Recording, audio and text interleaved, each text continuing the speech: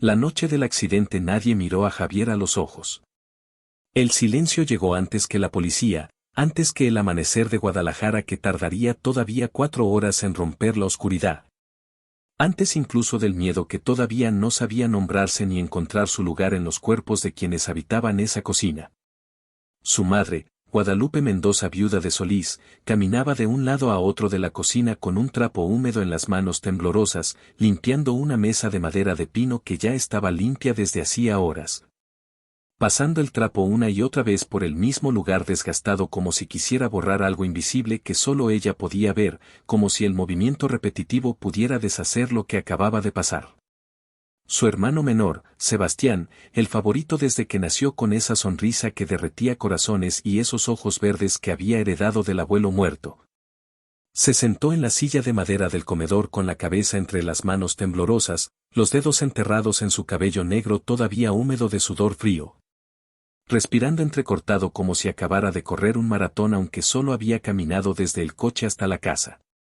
Javier quedó de pie junto a la puerta de la cocina que daba al patio trasero, como siempre quedaba, en los márgenes de las escenas familiares, esperando instrucciones que sabía que no llegarían para él.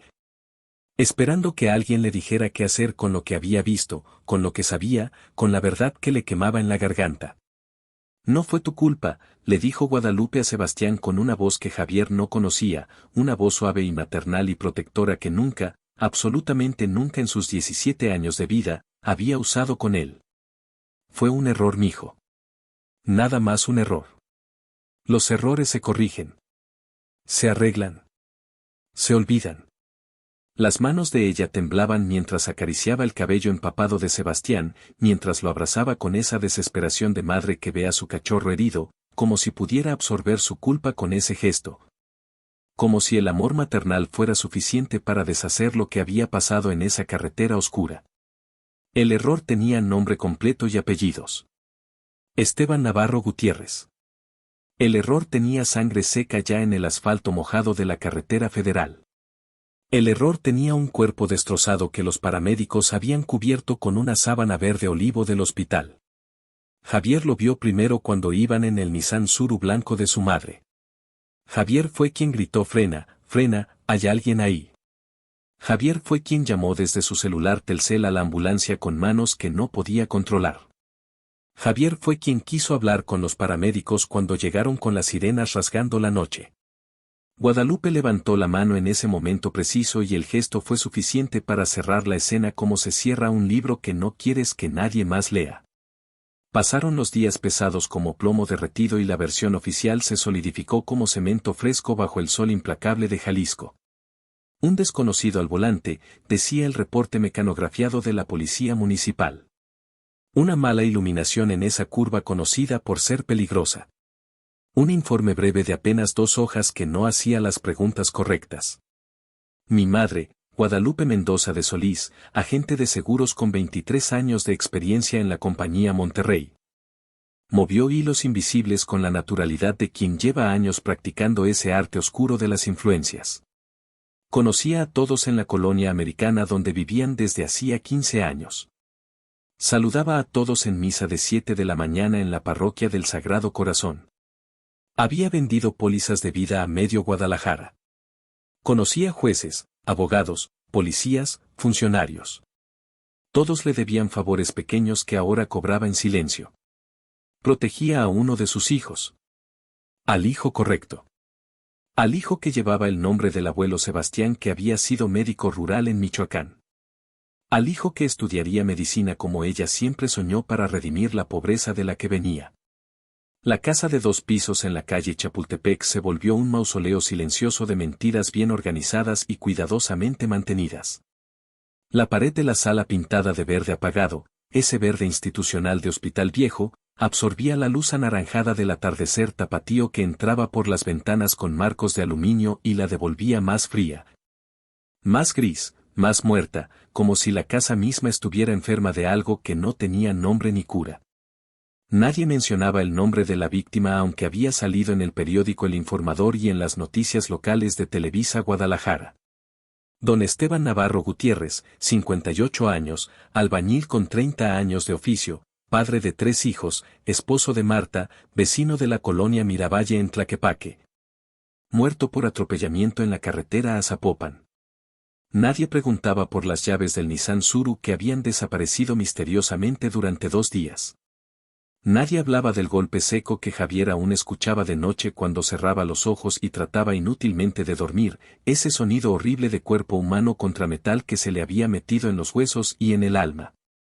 Guadalupe observaba a Javier con una atención peligrosa, con ojos de águila que miden cada movimiento de su presa, que calculan cada palabra antes de que salga de su boca, cada gesto antes de que se complete. No abras la boca, le dijo una tarde de octubre mientras preparaba pozole rojo en la olla de peltre que había sido de su madre, mientras el maíz cacahuacintle hervía llenando la cocina de ese olor a cal y a tierra. No nos hundas a todos por tu conciencia. Por tu sentido equivocado de lo que está bien. Entendió entonces Javier el reparto familiar que nadie había votado, que nadie había discutido, que simplemente se había impuesto como se impone la gravedad. Sebastián viviría con la culpa administrada en dosis pequeñas y controladas que su madre convertiría químicamente en perdón mediante el amor incondicional. Javier cargaría con la condena invisible de ser el testigo silenciado, el cómplice forzado, el guardián del secreto familiar. La humillación no fue pública ni escandalosa ni notoria. Fue doméstica, diaria, quirúrgica, precisa como bisturí.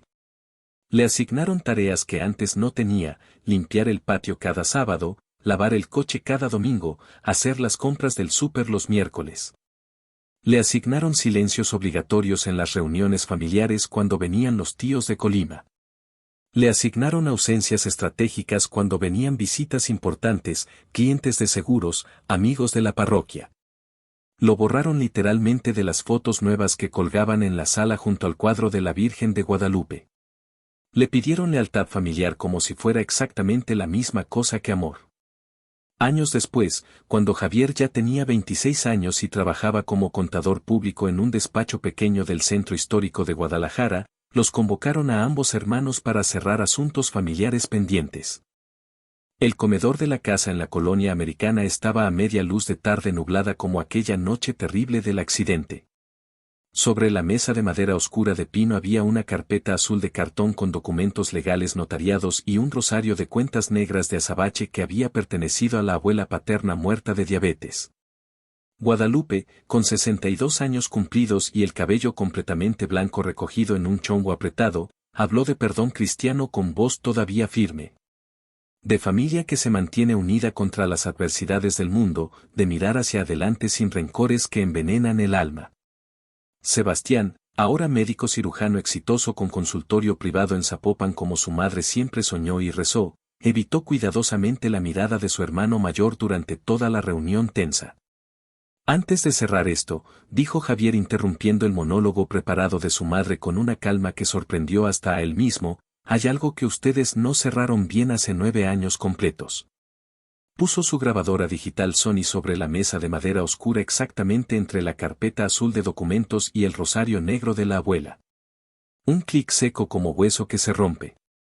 La voz de Guadalupe Mendoza llenó el comedor familiar. La voz de ella misma grabada sin su conocimiento ni su permiso. La noche del accidente. Indicaciones precisas dadas con autoridad maternal. Cambia la camisa que traes puesta ahora mismo, se escuchaba decir con claridad perfecta.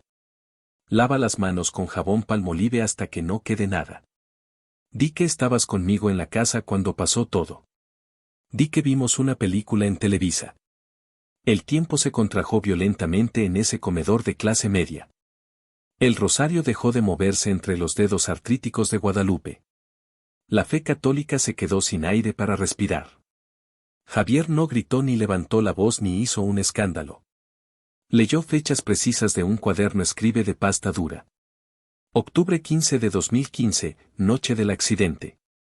Octubre 18, primera declaración oficial falsa. Noviembre 3, cierre administrativo del caso. Mostró capturas impresas de mensajes de texto que su madre le había mandado durante 9 años por WhatsApp y por SMS. No digas nada a nadie. Mantente firme en tu versión. Es por tu hermano.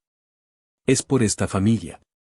El encubrimiento criminal dejó de ser abstracto y nebuloso y se volvió concreto, tangible, innegable, documentado. Su madre intentó hablar, abrió la boca, pero la voz se le quebró exactamente donde siempre había sido firme como roca de cantera.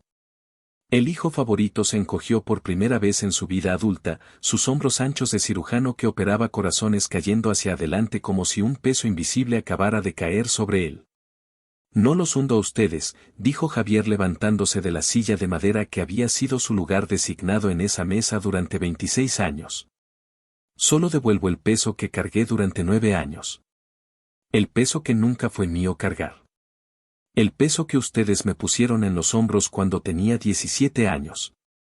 Salió de la casa familiar sin despedirse, sin mirar atrás, después de 9 años largos de silencio comprado con amenazas veladas y lealtad forzada. Afuera, el cielo de Guadalajara estaba bajo y oscuro con nubes grises cargadas de tormenta que no terminaba de caer. No hubo sirenas de patrullas. No hubo abrazos de reconciliación cinematográfica. Hubo algo más raro y más real y más humano. Justicia que no consuela ni cura pero que ordena. Justicia imperfecta pero justicia al fin. Por fin la culpa encontró su verdadero lugar después de casi una década. Y Javier Solís Mendoza dejó de cargarla como una cruz de madera que no le correspondía.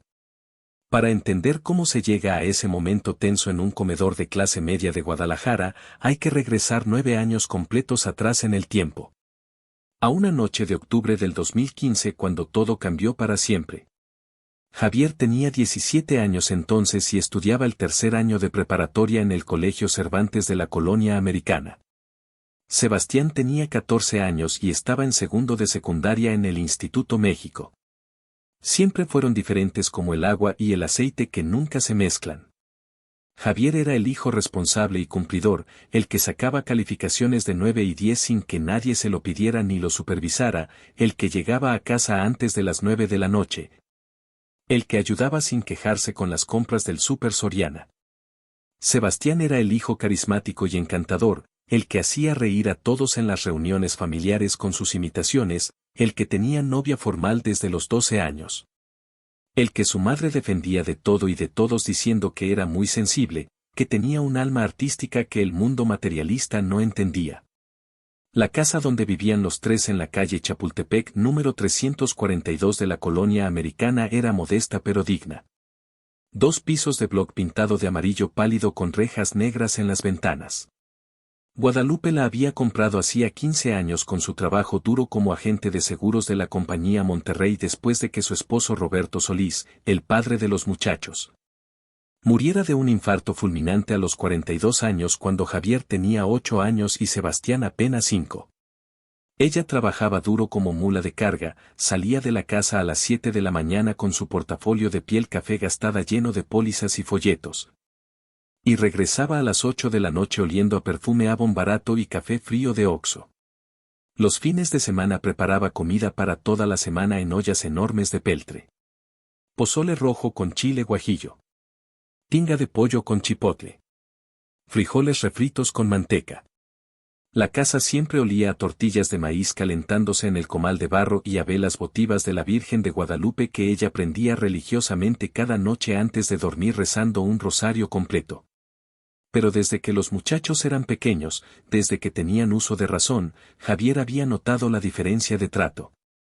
Cuando él sacaba un 10 perfecto en matemáticas o en química, su madre asentía con la cabeza y decía está bien, sigue así, como si fuera lo mínimo esperado.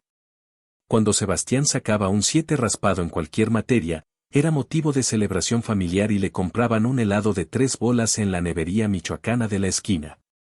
Cuando Javier pedía permiso para ir a una fiesta de cumpleaños de algún compañero de la prepa, le decían que no sin dar explicaciones ni razones. Cuando Sebastián quería salir a cualquier lado, su madre movía cielo y tierra y todos sus horarios para que pudiera ir aunque tuviera examen importante al día siguiente. Javier aprendió desde niño que había 2 tipos de amor muy diferentes en esa casa. El amor condicional que venía con obligaciones y expectativas y rendición de cuentas. Y el amor incondicional absoluto que Sebastián recibía gratis solo por existir, solo por ser quien era. La noche del accidente que cambió todo empezó como cualquier otra noche aburrida de octubre en Guadalajara. Había llovido fuerte en la tarde y las calles empedradas de la colonia olían a tierra mojada y a ozono eléctrico. Javier estaba en su cuarto pequeño del segundo piso estudiando con concentración para un examen difícil de física cuando escuchó voces alteradas que subían desde la planta baja. Bajó las escaleras de concreto y encontró a Sebastián peleando acaloradamente con su madre en la cocina porque quería ir a una fiesta en casa de un amigo de la prepa en Zapopan. Guadalupe decía que no con firmeza porque ya era tarde, casi las 9 de la noche de un jueves. Sebastián lloraba y gritaba con ese dramatismo adolescente que nunca lo dejaba solo, que nunca lo dejaban hacer nada divertido, que todos sus amigos importantes iban a estar en esa fiesta.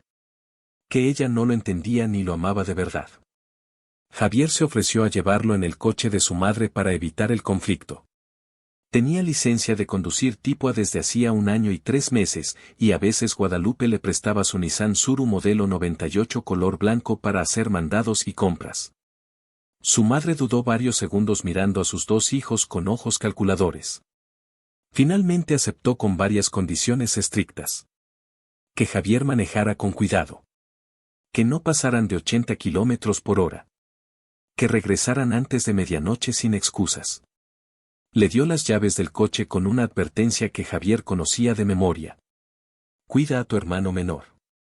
Es tu responsabilidad completa. Siempre era su responsabilidad. Desde que tenía memoria. Salieron de la casa amarilla envueltos en el aire fresco de la noche de octubre. Sebastián iba emocionado de copiloto con su camisa nueva de cuadros rojos y azules de Liverpool y su cabello negro peinado hacia arriba con gel Dep que olía a manzana verde artificial. El camino de Guadalajara a Zapopan por la carretera de Cuota tomaba aproximadamente 40 minutos sin mucho tráfico. Sebastián iba feliz como niño con juguete nuevo, mandando mensajes por WhatsApp a sus amigos presumiendo que ya iba en camino, cantando desafinado las canciones de banda sinaloense que sonaban en la radio. ¡Qué buena! Javier manejaba en silencio concentrado en la carretera mojada que brillaba como espejo bajo las luces amarillas de los postes de luz. Llegaron a la fiesta cerca de las 10 de la noche. Era en una casa grande de 2 pisos con jardín amplio y alberca donde había como 50 o 60 chavos de preparatoria tomando cerveza Tecate y Corona y bailando reggaetón a todo volumen. Javier estacionó el Suru blanco en la calle y le dijo a su hermano que lo llamara cuando quisiera irse. Sebastián le dijo que no fuera ridículo, que se quedara esperando ahí máximo 2 horas. Javier se quedó en el coche esperando pacientemente como siempre esperaba. No conocía a ninguno de los amigos de su hermano y tampoco le interesaba particularmente entrar a una fiesta de niños de 14 años. Puso música de rock en español en su celular Samsung y se dedicó a revisar sus apuntes detallados de física con la luz amarillenta del interior del coche. 2 horas largas después, cerca de las 12 de la noche, Sebastián finalmente salió de la casa tambaleándose visiblemente. Estaba borracho, muy borracho, más borracho de lo que Javier lo había visto nunca. Los ojos vidriosos y rojos. El aliento apestando a cerveza Corona y a tequila José Cuervo barato. La camisa de cuadros manchada de algo que parecía salsa Valentina. Javier se enojó de verdad. Le había dicho específicamente que no tomara nada de alcohol porque tenían que manejar 40 minutos de regreso. Sebastián se rió con esa risa de borracho y dijo que no pasaba nada grave, que dejara de ser tan amargado y aburrido, que viviera un poco. Se subió al coche con dificultad y de inmediato empezó a decir que él quería manejar, que ya sabía perfectamente aunque no tuviera licencia oficial todavía. Que Javier era un aburrido que nunca hacía nada emocionante en su vida miserable.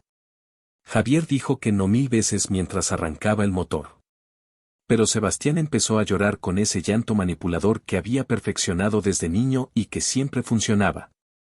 Dijo entre sollozos que nunca lo dejaban hacer nada importante, que siempre lo trataban como un bebé inútil, que si Javier lo quería de verdad como hermano le daría una oportunidad de demostrar que ya era grande. Javier, cansado de la discusión y queriendo simplemente llegar a casa y dormir, cometió el error que cambiaría absolutamente todo para siempre. Le dijo que estaba bien pero solo en el estacionamiento vacío de la casa cuando llegaran, solo para que Sebastián sintiera el volante en las manos 2 minutos. Su hermano menor aceptó emocionado limpiándose las lágrimas de cocodrilo. Salieron rumbo a la carretera de Cuota de regreso a Guadalajara. El tráfico era mínimo a esa hora. Solo algunos camiones de carga y taxis.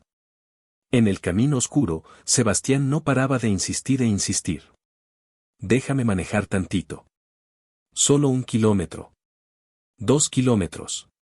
Nadie nos va a ver a esta hora. La carretera está vacía. Confía en mí. Javier seguía diciendo que no con firmeza, pero su hermano borracho no se callaba ni un segundo. Finalmente, contra todo su mejor juicio, en un tramo recto y aparentemente vacío de la carretera de Cuota, Javier se orilló al acotamiento. Este fue su error imperdonable, su pecado original, su momento de debilidad que lo perseguiría durante 9 años. Le dijo a Sebastián que manejara solo hasta la siguiente salida visible, tal vez 3 o 4 kilómetros máximo, y luego cambiarían de nuevo. Sebastián se pasó al lugar del conductor emocionado como si le hubieran dado el mejor regalo de Navidad. Javier se puso el cinturón de seguridad con cuidado y le dijo a su hermano que fuera despacio, que mantuviera ambas manos firmes en el volante, que no pasara de 80 kilómetros. Los primeros 2 o 3 kilómetros fueron relativamente bien. Sebastián iba a 75 u 80 kilómetros por hora, concentrado con la lengua entre los dientes, con las manos aferradas al volante forrado de plástico negro. Pero entonces, con la confianza del alcohol y la adrenalina, empezó a acelerar gradualmente. 85. 90. 95. 100. 110. Javier le gritó alarmado que bajara la velocidad inmediatamente. Sebastián se reía nervioso diciendo que estaba todo perfectamente controlado, que no pasaba absolutamente nada, que era muy fácil manejar. Y entonces, en una curva cerrada que Javier conocía perfectamente bien porque la había manejado cientos de veces, apareció de la nada un hombre cruzando la carretera oscura de 2 carriles. Don Esteban Navarro Gutiérrez. 58 años. Albañil de oficio con 30 años de experiencia. Padre de 3 hijos. Esposo de Marta. Vecino de la colonia Miravalle. Caminaba de regreso a su casa modesta después de trabajar hasta tarde en una construcción en Zapopan ganándose los 300 pesos del día. Caminaba por el acotamiento porque no había banqueta. Caminaba pensando tal vez en su familia, en la cena que lo esperaba, en el sueño que tenía encima. Javier gritó con todo el aire de sus pulmones. Sebastián frenó de golpe pisando el pedal hasta el fondo, pero ya era demasiado tarde, demasiado cerca, demasiado rápido. El golpe fue seco y terrible y definitivo. El cuerpo del hombre voló varios metros por el aire como muñeco de trapo y cayó sobre el asfalto mojado con un sonido que Javier nunca olvidaría. El Nissan Suru blanco patinó dejando marcas negras en el pavimento y se detuvo finalmente en el acotamiento de grava. Hubo un silencio absoluto de 3 o 4 segundos que se sintió como 3 o 4 años completos. Luego Sebastián empezó a gritar completamente histérico. No lo vi. Dios mío, no lo vi. No lo vi. No lo vi. Javier se quitó el cinturón de seguridad con manos que temblaban incontrolablemente y bajó corriendo del coche. El hombre estaba tirado en medio de la carretera oscura. Había sangre. Mucha sangre oscura que se mezclaba con el agua de la lluvia reciente formando charcos rojizos. Javier se arrodilló junto al cuerpo destrozado. Don Esteban todavía respiraba pero muy débil, con un sonido horrible que salía de su pecho. Llamó a la ambulancia desde su celular con dedos torpes. Les dio la ubicación exacta usando los kilómetros de la carretera. Sebastián seguía en el coche gritando y llorando sin control. Javier intentó hacer lo poco que pudo por el hombre moribundo. Le habló, le dijo que aguantara, que la ayuda venía en camino, que no se durmiera. Pero los ojos de don Esteban se iban apagando como velas en el viento. Murió ahí en el asfalto sucio antes de que llegaran los paramédicos de la Cruz Roja. Javier sintió cómo la vida se le escapaba al hombre literalmente entre las manos. Tenía las manos completamente cubiertas de sangre pegajosa cuando llegó finalmente la ambulancia 15 minutos eternos después. Llegó también una patrulla de la Policía Federal de Caminos. Y entonces, misteriosamente, llegó su madre. Nunca supo exactamente cómo, pero Guadalupe Mendoza llegó en un taxi Uber apenas media hora después del accidente. Alguien debió llamarla, probablemente los paramédicos que encontraron su número de contacto en el registro del coche. Llegó como huracán categoría 5, tomó control total de la situación con una autoridad natural que Javier no sabía que su madre tenía. Habló con los policías que conocía personalmente de su trabajo vendiendo seguros. Habló con los paramédicos explicando quién era. Y entonces habló con sus 2 hijos apartándolos del grupo de uniformados. Sebastián lloraba desconsolado con la cara hinchada. Javier estaba en shock profundo con las manos todavía manchadas de sangre seca que se le había metido bajo las uñas. Su madre los miró fijamente a ambos durante varios segundos y tomó una decisión en ese momento preciso. Una decisión calculada que los marcaría para siempre. Una decisión que cambiaría el curso de sus vidas. Tú manejabas, le dijo a Javier en voz baja pero firme. Tú estabas al volante cuando pasó el accidente. Javier la miró completamente sin entender. Pero fue Sebastián quien empezó a protestar. No importa quién fue, lo cortó Guadalupe con una mirada de hielo. Sebastián tiene 14 años. Es menor de edad. No tiene licencia. Esto lo destruiría completamente. Lo mandarían al reformatorio. Tú tienes 17 años. Ya eres casi adulto. Tienes licencia. Puedes con esto. Puedes cargarlo. Javier empezó a protestar pero su madre le puso una mano firme en el pecho. Hazlo por tu hermano menor. Por esta familia. Por la memoria de tu padre. Di que tú manejabas. Fue un accidente inevitable. El hombre se atravesó sin avisar. No pudiste frenar a tiempo. Esa es la historia oficial. Esa es la única versión. Javier miró a Sebastián esperando desesperadamente que dijera algo, que se opusiera, que asumiera su responsabilidad como hombre. Pero su hermano menor solo lloraba con la cabeza entre las manos sucias. Y Javier, con apenas 17 años y una lealtad familiar ciega que había mamado desde la cuna, asintió débilmente. Dijo que sí. Que él manejaba. Que no vio al hombre hasta el último segundo. Los policías federales tomaron su declaración ahí mismo en la carretera iluminada por las luces rojas y azules de las patrullas. Escribieron en sus libretas que Javier Solís Mendoza, 17 años, licencia tipo A vigente, iba al volante del Nissan Suru placas tal. Que la víctima se atravesó intempestivamente sin precaución. Que fue un accidente lamentable pero inevitable. La historia quedó registrada oficialmente. Esa noche regresaron a la Casa Amarilla en un taxi que Guadalupe pagó en efectivo. Ella sentada adelante hablando animadamente con el conductor sobre el clima. Sebastián y Javier atrás en silencio sepulcral mirando por ventanas opuestas. Cuando llegaron a la casa de la colonia americana ya eran las 3:30 de la madrugada. Guadalupe preparó té de manzanilla en la cocina y los sentó a ambos en las sillas de madera del comedor. Fue entonces, en ese momento preciso, cuando dijo las palabras que Javier grabaría en secreto con su celular Samsung sin que nadie lo supiera ni lo notara. No fue tu culpa, mijo, le dijo a Sebastián con ternura infinita. Fue un error. Un accidente. Los errores se corrigen. Las cosas se arreglan. Y luego le dio instrucciones precisas y detalladas. Cambia la camisa que traes puesta. Métela al fondo del closet. Lava las manos con jabón hasta que no huela a nada. Lava la cara.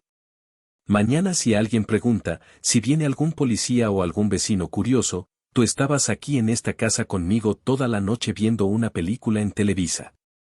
Nunca fuiste a esa fiesta en Zapopan. Nunca estuviste en ese coche. Nunca viste nada. Javier escuchó todo eso con el celular grabando discretamente en su bolsillo del pantalón.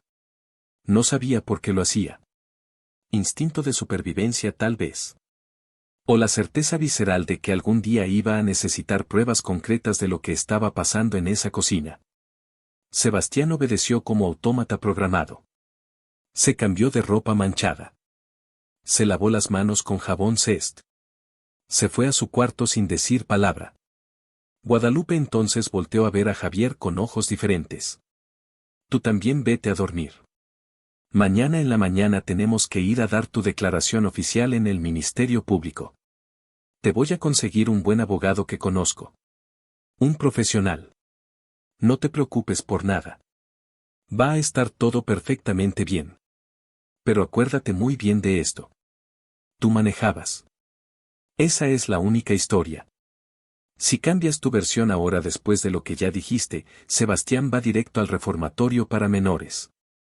¿Eso es lo que quieres para tu hermano? Javier se fue a su cuarto pequeño pero no durmió ni un minuto. Se quedó acostado mirando el techo agrietado toda la noche escuchando los sonidos familiares de la casa. El reloj de pared de la sala dando las horas. El ronroneo constante del refrigerador viejo Mave. Los pasos de su madre yendo y viniendo al baño. Y el llanto ahogado de Sebastián en el cuarto de al lado que compartían una pared delgada. Al día siguiente fueron en camión a la delegación del Ministerio Público. Guadalupe había conseguido un abogado que conocía de su trabajo. Un tipo gordo con traje café barato que olía a cigarro Marlboro y a loción Old Spice rancia. Le explicaron rápidamente la situación. El abogado dijo con confianza que no había ningún problema legal serio. Era un accidente de tránsito. El occiso se había atravesado. No había alcohol en la sangre del conductor. El muchacho era menor de edad así que el caso sería manejado de forma administrativa especial. Efectivamente, como Javier era técnicamente menor de edad, el caso se manejó de forma administrativa y no penal. Hubo una audiencia rápida con un juez cívico. El juez Calvo determinó sin mucha deliberación que fue un accidente lamentable. Le dieron a Javier servicio comunitario. 100 horas a cumplir. Las cumplió limpiando y manteniendo un parque público de la colonia todos los sábados durante 6 meses completos. También le suspendieron temporalmente la licencia de conducir por 1 año. Su madre pagó una indemnización ridícula a la familia de don Esteban Navarro. 20,000 pesos que juntó vendiendo más pólizas de seguros y pidiendo un préstamo pequeño a su hermana. El caso se cerró oficialmente. Archivado. Olvidado por el sistema judicial de Jalisco. Javier Solís Mendoza, 17 años, había atropellado accidentalmente a un hombre en la carretera de Cuota. Caso cerrado. Siguiente. Pero no olvidado por la familia Navarro que quedó destrozada. Javier supo después investigando por su cuenta que don Esteban tenía una familia que dependía completamente de él. Una hija de 23 años llamada Patricia que trabajaba en una maquiladora. Un hijo de 19 llamado Miguel que estudiaba ingeniería en la universidad pública gracias a una beca del gobierno. Y un hijo menor de 15 llamado Carlitos que estaba en tercero de secundaria. También tenía una esposa, doña Marta Gutiérrez, que trabajaba limpiando casas ajenas para completar el gasto. Eran una familia humilde de clase trabajadora que vivía en una colonia popular de Tlaquepaque. Don Esteban era el sostén económico principal. Con su muerte súbita, todo el castillo de naipes se desmoronó para ellos. Javier nunca conoció en persona a la familia Navarro pero los investigó obsesivamente por internet y redes sociales. Encontró sus perfiles de Facebook públicos. Vio las fotos antiguas de don Esteban. Un hombre moreno de piel oscura con bigote grueso que sonreía ampliamente en fotos de cumpleaños y días de campo en el parque. Un hombre trabajador que se levantaba a las 5 de la mañana para tomar 2 camiones hasta las construcciones donde trabajaba. Un hombre que había muerto porque un adolescente borracho de 14 años sin licencia manejaba irresponsablemente a 110 kilómetros por hora en una curva peligrosa. Y ese adolescente caminaba completamente libre protegido por una mentira bien construida. Los primeros meses después del accidente fueron extraños y tensos en la casa amarilla de los Solís Mendoza. Sebastián se volvió más callado y retraído. Dejó de ir a fiestas y reuniones sociales. Sus calificaciones de la secundaria bajaron dramáticamente. Guadalupe lo llevó con un psicólogo particular que le diagnosticó depresión reactiva aguda. Le recetaron antidepresivos Prozac. Empezó terapia semanal. Pero nunca, absolutamente nunca en voz alta, hablaron directamente del accidente. Era un tema completamente prohibido en esa casa. Si Javier intentaba siquiera mencionarlo oblicuamente, su madre lo callaba con una mirada asesina. En familia no se habla de esas cosas, decía con voz dura. Ya pasó. Está en el pasado. Hay que seguir adelante con nuestras vidas. Pero para Javier el accidente no había pasado para nada. Cada noche soñaba vívidamente con don Esteban muriéndose lentamente en sus brazos. Cada vez que veía a un albañil en la calle con overol y casco se le encogía dolorosamente el estómago. Cumplió religiosamente sus 100 horas de servicio comunitario en el parque de la colonia. Ahí conoció a un señor mayor de 60 años que también estaba haciendo servicio comunitario por haber conducido borracho y chocado. El señor le dijo con tristeza que cargaba con esa culpa todos los santos días de su vida. Que había lastimado gravemente a alguien con su irresponsabilidad criminal. Que no había un solo día que no pensara obsesivamente en la familia de su víctima. Javier quiso decirle desesperadamente que él no había manejado, que era técnicamente inocente, pero no pudo. La mentira ya estaba demasiado arraigada en su garganta. Terminó la preparatoria Cervantes con calificaciones decentes de 8 y 9 pero sin el entusiasmo académico que había tenido antes del accidente. Entró a estudiar la licenciatura en Contaduría Pública en la Universidad de Guadalajara. Se mudó a un departamento pequeño y deprimente que compartía con 2 compañeros desconocidos cerca del campus universitario. Su madre le daba dinero mensual para la renta y la comida. Era su forma silenciosa de mantenerlo callado sin decirlo explícitamente. Era el precio establecido del silencio comprado. Javier aceptó el dinero manchado porque lo necesitaba desesperadamente, pero cada peso se sentía sucio y pesado en su bolsillo. Sebastián, por otro lado, se recuperó gradualmente de su depresión. Para cuando entró a la preparatoria 2 años después había vuelto a ser casi el de antes. Carismático, sociable, popular entre sus compañeros. Decidió estudiar medicina como su madre Guadalupe siempre quiso y soñó para él. Estudió duro durante la prepa. Entró a la Facultad de Medicina de la UNAM en Ciudad de México con un puntaje alto en el examen de admisión. Se mudó al Distrito Federal a vivir en un departamento que su madre le rentó. Guadalupe estaba orgullosísima. Mi hijo el doctor, decía constantemente a quien quisiera escuchar en la parroquia y en su trabajo. Nunca decía mi hijo que mató a un hombre inocente y quedó completamente impune. Eso definitivamente no entraba en la narrativa familiar cuidadosamente construida que ella había edificado. Los años pasaron lentos como melaza. Javier se graduó de contador público con mención honorífica. Consiguió trabajo en un despacho contable decente en el centro histórico de Guadalajara. Vivía solo en un departamento pequeño de 1 cuarto en la colonia del Fresno. Su vida era monótona y rutinaria. Trabajo de 9 a 6, gimnasio 3 veces por semana, casa.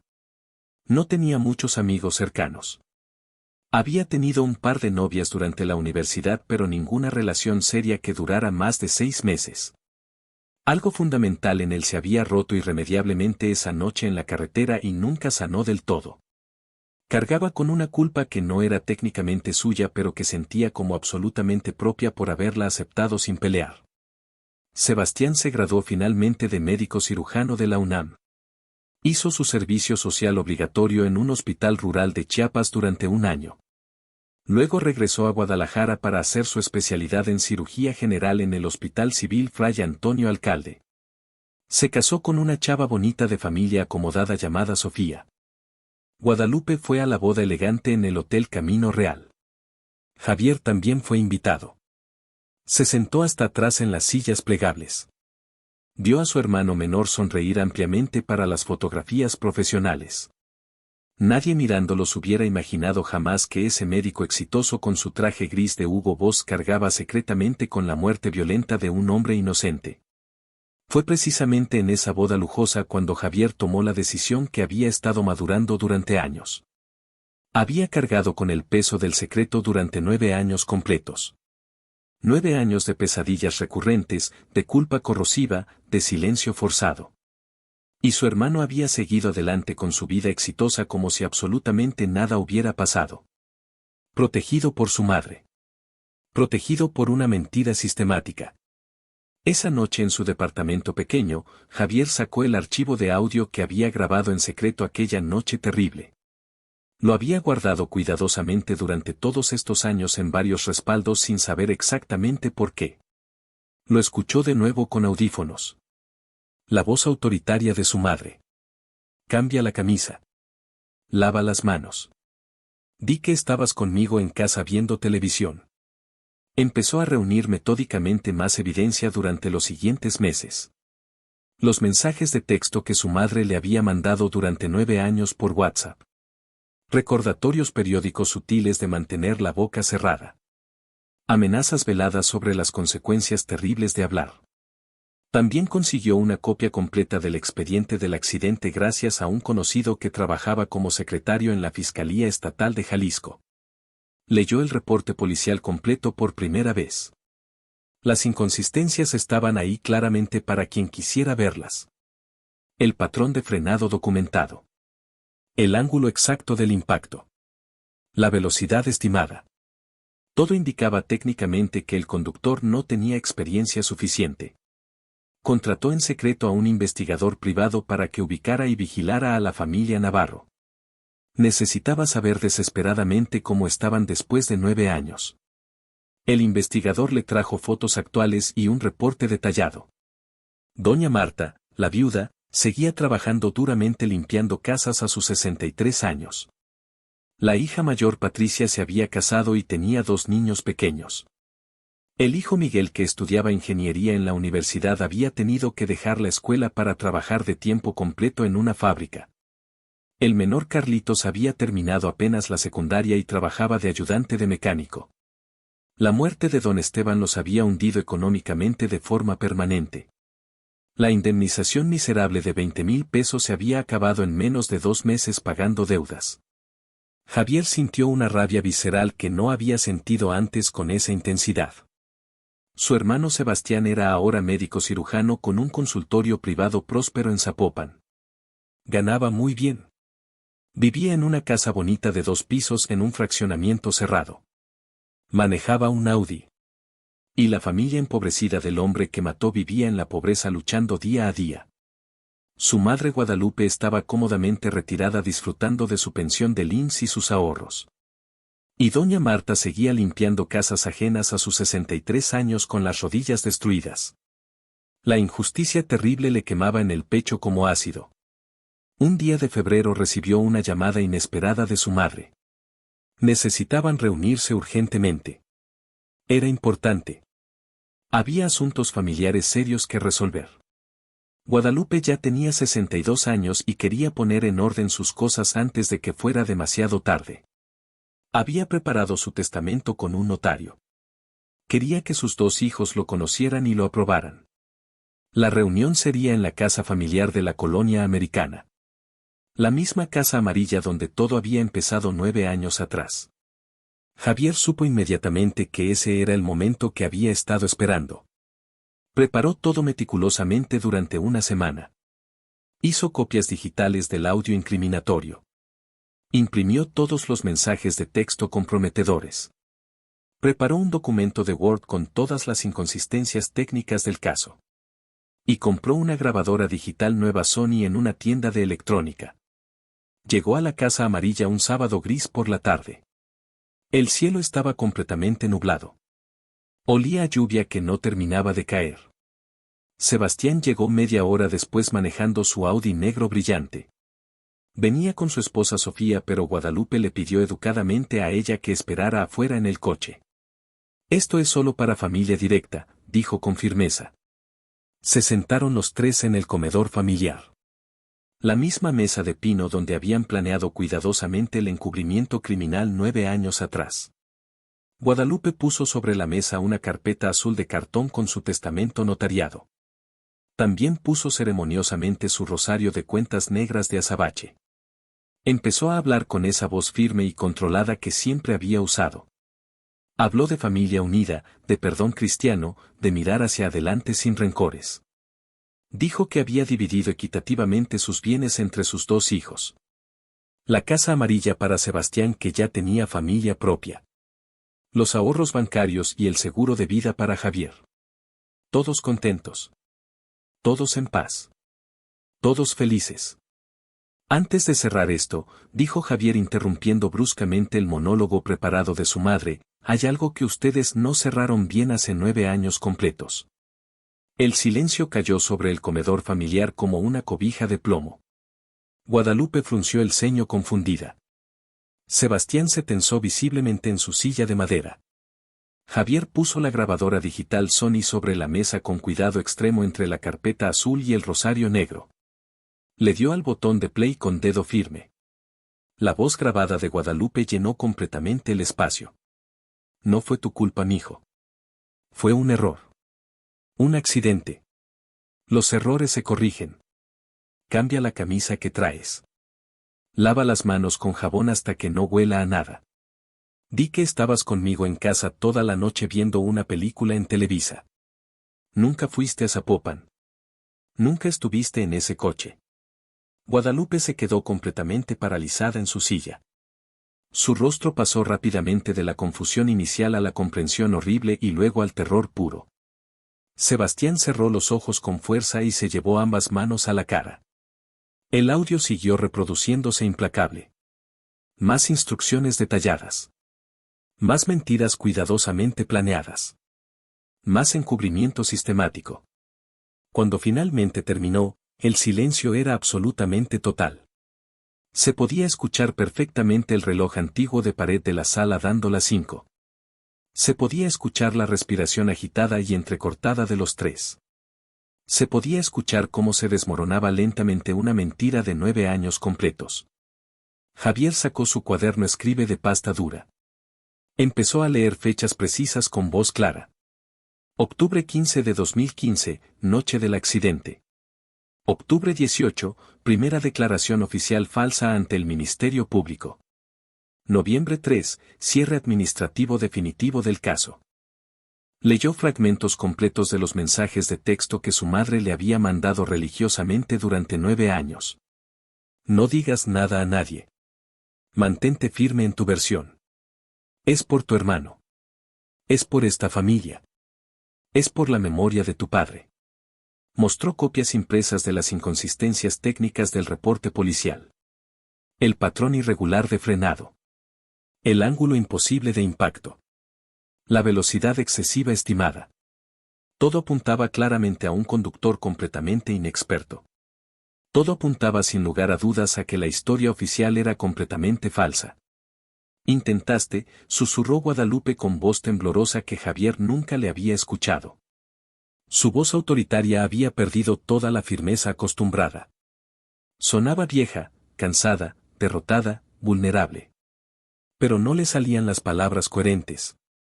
Intentaba formar desesperadamente una defensa, pero no había defensa posible contra grabaciones y documentos. El hijo favorito se encogió físicamente en su silla como niño regañado. Sus hombros anchos de cirujano que operaba corazones cayeron hacia adelante.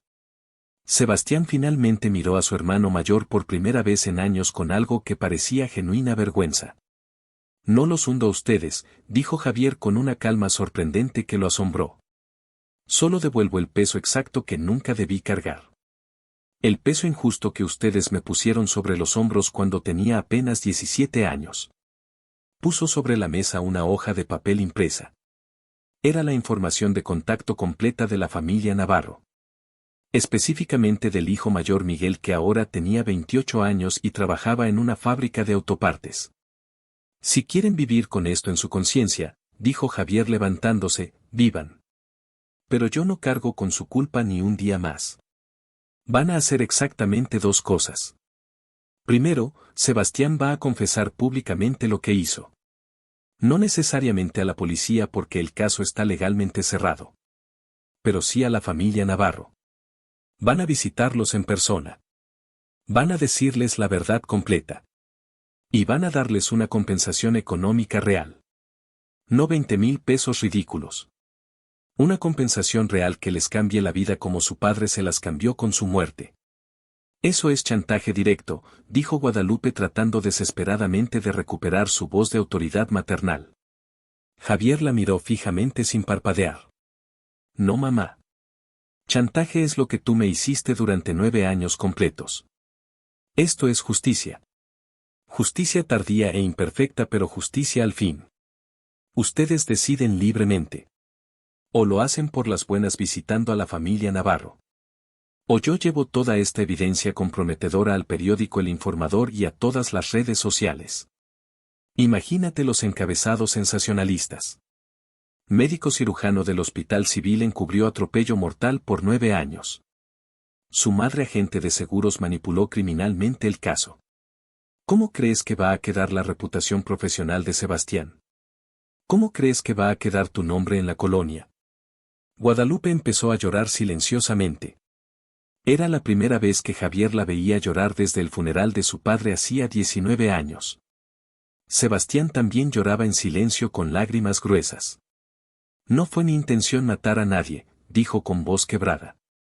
Fue un accidente horrible. Yo estaba borracho. Asustado. Tenía apenas 14 años. Lo sé perfectamente, dijo Javier. Y por eso mamá te protegió como leona. Pero yo tenía 17. También era menor de edad. También estaba asustado. Y me hicieron cargar con algo terrible que no hice. Me hicieron mentir a las autoridades. Me convirtieron en cómplice criminal. Eso no se hace. No a familia. No a nadie. Se levantó de la silla de madera. Recogió su grabadora Sony y su cuaderno escribe. Tienen exactamente una semana para decidir, dijo.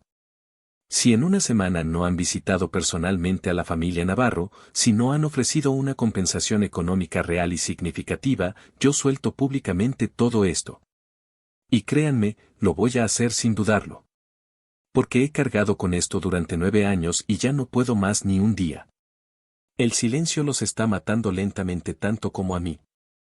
Es hora de que la verdad finalmente respire. Salió de la Casa Amarilla sin despedirse de nadie. Afuera el cielo de Guadalajara estaba todavía más oscuro. Las nubes cargadas de lluvia que amenazaba pero no caía. Caminó lentamente por las calles familiares de la colonia americana que conocía de memoria desde niño. Pasó por la tienda donde compraban pan dulce y conchas los domingos. Por la iglesia del Sagrado Corazón donde hizo su primera comunión vestido de blanco. Todo se veía diferente ahora bajo la luz gris. O tal vez él era quien veía diferente después de soltar el peso. Llegó finalmente a su departamento pequeño y se sentó en el sillón gastado de la sala. No sentía triunfo. No sentía alegría. No sentía satisfacción. Sentía algo mucho más complejo. Un alivio profundo mezclado con tristeza antigua. Había roto finalmente el silencio enfermo, pero también había roto a su familia. Aunque tal vez esa familia ya estaba completamente rota desde hacía 9 años. Tal vez solo había estado sosteniendo artificialmente los pedazos juntos con mentiras y lealtades forzadas y ahora finalmente los había soltado. Esa noche larga no pudo dormir nada. Se quedó despierto acostado en su cama mirando el techo agrietado preguntándose obsesivamente si había hecho lo correcto. Si devolver el peso injusto era exactamente lo mismo que buscar venganza personal. Si justicia y venganza eran la misma cosa o dos cosas completamente diferentes. No tenía respuestas claras. Solo tenía la certeza absoluta de que ya no podía cargar ni un día más con la culpa que le habían endosado. 3 días después de la confrontación recibió una llamada de Sebastián. Su hermano lloraba desconsoladamente al teléfono. Dijo que habían ido juntos él y su madre a buscar a la familia Navarro a Tlaquepaque. Que se habían sentado incómodamente con doña Marta y sus 3 hijos adultos en la sala pequeña de su casa humilde. Que Sebastián había confesado absolutamente todo con voz quebrada. Que había estado él al volante esa noche. Que estaba borracho. Que no tenía licencia. Que su madre había encubierto todo criminalmente. Que Javier había cargado injustamente con la culpa durante 9 años para protegerlo. La familia Navarro había escuchado en silencio absoluto. No gritaron. No lo golpearon. Solo escucharon con dignidad. Sebastián dijo llorando que habían ofrecido una compensación económica seria. 500,000 pesos en efectivo. Era todo el dinero que tenía ahorrado en el banco. También se comprometió formalmente a pagar la educación universitaria completa del hijo menor Carlitos que había dejado la escuela. A pagar la universidad entera si quería estudiar lo que fuera. La familia Navarro aceptó la compensación después de discutirlo. No con perdón porque el perdón no se puede comprar con dinero. Pero aceptaron que era un intento genuino de justicia tardía. Doña Marta dijo con lágrimas que su esposo Esteban era un hombre bueno que no hubiera querido que un niño cargara con esto toda su vida. Pero que también le dolía profundamente saber que la habían engañado cruelmente durante 9 años completos. Javier escuchó todo sin interrumpir una sola vez. Cuando su hermano terminó de hablar, hubo un silencio largo por teléfono. Gracias, hermano, dijo finalmente Sebastián. Gracias por obligarme a hacer lo correcto. Por no dejar que siguiera escondiéndome cobardemente. He vivido 9 años con esto pudriéndome por dentro. Cada cirugía que hago pienso en él. Cada vida que salvo en el quirófano pienso obsesivamente en la vida que quité. No puedo devolverle su vida, pero al menos ahora su familia sabe finalmente la verdad. Javier colgó el teléfono. Se sentó en su sillón y por primera vez en 9 años completos lloró abiertamente. Lloró por don Esteban Navarro que murió en una carretera oscura. Lloró por la familia Navarro que había sufrido injustamente. Lloró por su hermano que había sido un niño irresponsable. Lloró por su madre que había elegido mal. Y lloró por él mismo que había perdido 9 años de su vida cargando una cruz pesada que no le correspondía cargar. Los días siguientes fueron extraños y surrealistas. Guadalupe lo llamó una sola vez. Su voz sonaba completamente diferente. Pequeña. Derrotada. Vulnerable. Dijo que lo sentía profundamente. Que había querido proteger a Sebastián sin pensar en lo que le hacía a Javier. Que había sido una mala madre egoísta. Que si pudiera regresar el tiempo haría las cosas completamente diferente. Javier la escuchó sin mucha emoción. El perdón no llegaba todavía a su corazón. Tal vez llegaría algún día. O tal vez no llegaría nunca. Por ahora solo podía procesar que finalmente había soltado el peso terrible. Sebastián lo invitó a comer 2 semanas después. Se vieron en un restaurante de mariscos del centro. Su hermano se veía más viejo, más cansado, con ojeras profundas. Dijo que había empezado terapia psicológica intensiva. Que estaba trabajando en procesar su culpa acumulada. Que quería ser mejor persona. Que entendía perfectamente si Javier no quería tener relación con él nunca más. Javier lo miró fijamente durante largo rato. No te odio, dijo finalmente. Pero necesito distancia. Necesito tiempo para sanar lo que ustedes rompieron en mí. Tal vez algún día podamos ser hermanos de nuevo. Pero no ahora. Ahora necesito estar solo. Los meses pasaron lentamente. Javier siguió con su vida pero se sentía fundamentalmente diferente. Más ligero. El peso que había cargado durante 9 años ya no estaba aplastándolo. Las pesadillas recurrentes se fueron haciendo menos frecuentes. Empezó a dormir mejor. Conoció a una chica en el gimnasio. Andrea. Maestra de primaria con sonrisa bonita. Le contó su historia completa en su tercera cita esperando que saliera corriendo. Ella lo abrazó fuerte y le dijo que era increíblemente valiente. Que había hecho lo correcto aunque fuera difícil. Un año después del día en que reveló la verdad, Javier recibió una carta por correo. Era de doña Marta Navarro. Escrita a mano con pluma azul en papel de cuaderno barato. La carta decía que agradecía que finalmente supiera la verdad de lo que había pasado con su esposo amado. Que no perdonaba porque su esposo seguía muerto y eso nunca cambiaría. Pero que respetaba que Javier hubiera tenido el valor de soltar la mentira. Que su hijo menor Carlitos había empezado la universidad estudiando ingeniería gracias al dinero de Sebastián. Que era lo único bueno que había salido de todo esto. La carta terminaba diciendo que Javier no tenía que sentirse culpable. Que ella sabía que él no había manejado. Que había cargado injustamente con algo que no le correspondía. Javier guardó esa carta en un cajón de su escritorio. La leía de vez en cuando necesitaba recordar por qué había hecho lo que hizo. ¿Por qué había roto el silencio? ¿Por qué había devuelto el peso a quienes realmente lo merecían cargar? La justicia no siempre consuela. No devuelve a los muertos. No borra los años perdidos. Pero ordena. Pone las cosas en su lugar.